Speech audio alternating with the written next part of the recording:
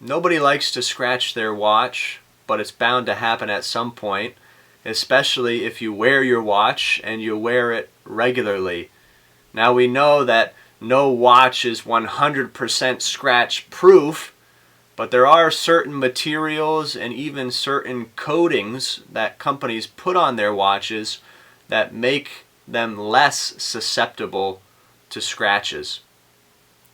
316L stainless steel is perhaps the most common material used to make watch cases and watch bracelets, and it's used by almost every watch company that's out there today. But how scratch resistant is 316L stainless steel? Would you be better off buying a stainless steel watch that has some sort of coating on it, a DLC coating or some other kind of hardened coating? Would that be a better use of your money to hopefully get a little more life out of your watch with less scratches? These are the types of questions that we want to try and answer in today's video, and we're going to try and do that by putting two watches head to head in a scratch test. Now both of these watches are from Citizen. One is a watch that is simply 316L stainless steel without any coating on it, and the second watch is also 316L stainless steel, but it has a hardened coating on it. It's Citizen's proprietary coating called super titanium, and they claim that this super titanium coating is 5 times harder than stainless steel, and it's supposed to be less susceptible to scratches. So we're going to put both of these watches head to head in this scratch test today and see how the uncoated stainless steel watch fares against the coated stainless steel with the super titanium. So let's get right into it. Well, here are the two watches we're going to be scratching today and the tools we're going to be using to do that test. The watch on the left is the Citizen Promaster Tough, and the watch on the right is the Citizen Promaster GMT. This watch on the right has no coating on the stainless steel, but the Citizen Promaster Tough is the one that does have that super titanium coating, and you can tell there's even a difference in the color of the stainless steel.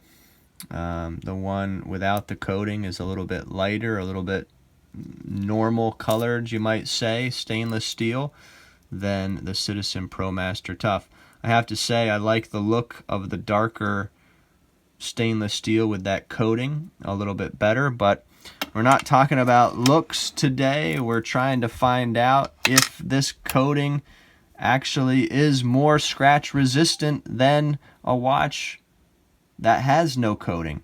And so that's what we want to find out today, and we're going to be using the Mohs hardness test kit. It comes with these 8 picks. Each pick has a number. The lower the number, the softer the material, you might say, that we'll be scratching the watch with. As we keep going up, the material gets harder and harder, all the way up to number 9, which is right around the hardness of sapphire crystal. So that is quite hard. Diamonds are a 10 on the Mohs hardness scale. Just to give you an idea of some other things that they list, and this is not an exhaustive list of everything, but for example, a fingernail is 2.5 on the Mohs hardness scale. Copper 2.5 to 3. Brass is a little bit harder than that, and you keep going up, and you have nickel and iron up here. You have quartz crystal, which is quite hard at a 7, and all the way up to a diamond. Sapphire is not on this list, but it's a 9, as I've mentioned already. And this test is a semi-scientific way. It's not the end-all test. There are other scales of hardness out there: the Rockwell hardness scale, the Vickers hardness scale. But this will at least let us see at what point these materials will scratch. And we'll be able to figure out, you know, if it scratches at between the 2 and the 3, then, you know, perhaps a fingernail, which is a 2.5, could scratch it. I hope that's not the case, but we'll be able to get an idea of that by using these picks. So I hope that you'll like and subscribe as we get into this video. I hope that this video is helpful to you. What we're going to do is put these watches side by side. I'm going to film them separately and then put the videos together, sync them up as best as possible, and as I scratch one watch, the other one should be playing with the same pick right next to it, scratching it at the same time, so we can see them side by side and see which one scratches first. There's a lot of advertising about these coatings on watches. They're supposed to be more scratch resistant, and so that's what we're going to see right now. So let's get in to scratching these two watches. Well, here we go, starting off with the number 2 pick, which is very soft. Don't expect anything to happen here to either one, of course. Kind of looks like it might be scratching it, but don't be deceived. Those are not real scratches. They're kind of just smudge marks, you might say, so I can wipe them off with my finger. Moving on to number 3, which is a copper-like type pick, and give it about 3 strokes here for each one. And again, it looks like it's scratching it, but these rub right off and are not real scratches. Number 4, and here we go. And I can tell immediately for the uncoated watch on the right that it is leaving real scratches. You can feel it with the pick, but the coated watch has absolutely nothing. So you can kind of see some of the scratches there that happened with the number 4.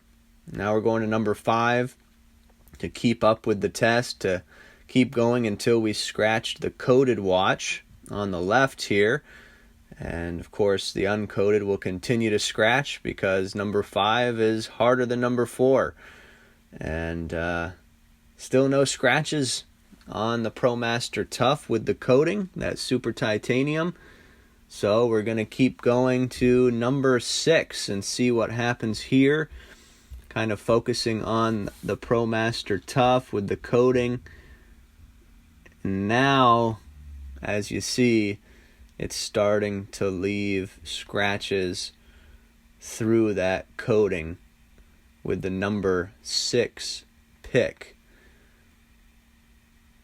So it ended up being 2 numbers higher than the uncoated watch, which started scratching at number 4.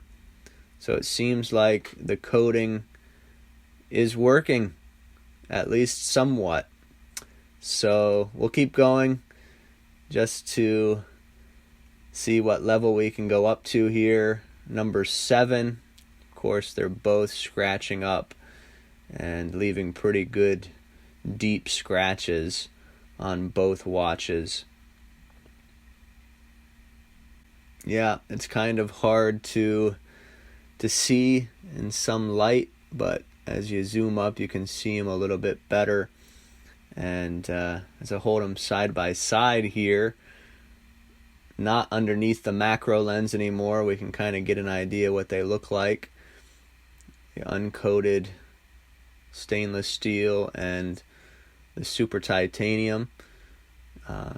Can't really see them too well in the super titanium, but as you turn the watch in the right light, you can get a glimpse of those scratches. As you set both of these watches down, the scratches become harder and harder to see, which is great, but in the end, scratches are scratches. I'm going to get back in front of the camera and give my final verdict. Well, there you have it. The scratch comparison is complete between the Citizen Promaster GMT without any coating on that stainless steel and the Citizen Promaster Tough with that super titanium coating from Citizen. Quite a neat comparison. I had a lot of fun doing it. The uncoated watch started scratching at the number 4 pick, and the one with super titanium, the Promaster Tough, started scratching at the number 6. So we can see that that coating is working somewhat. Now, of course, like we said before, no watch is 100% scratch proof, but it does help with the scratch resistance. There's no doubt about it. We saw that clearly in this test today. Please give this video a like if you found it helpful in any way. If you enjoyed watching it, please like it, and please subscribe to the channel. We're starting to grow a little bit more each and every day, and we're thankful for all the subscribers that we have, and we hope that you'll join our channel by subscribing. We try and put out good quality content that is helpful, and then once we reach 1,000 subscribers, we'll be doing another watch giveaway, so you're not going to want to miss that. Thanks for tuning in to this video, and we'll see you next time on J City Reviews.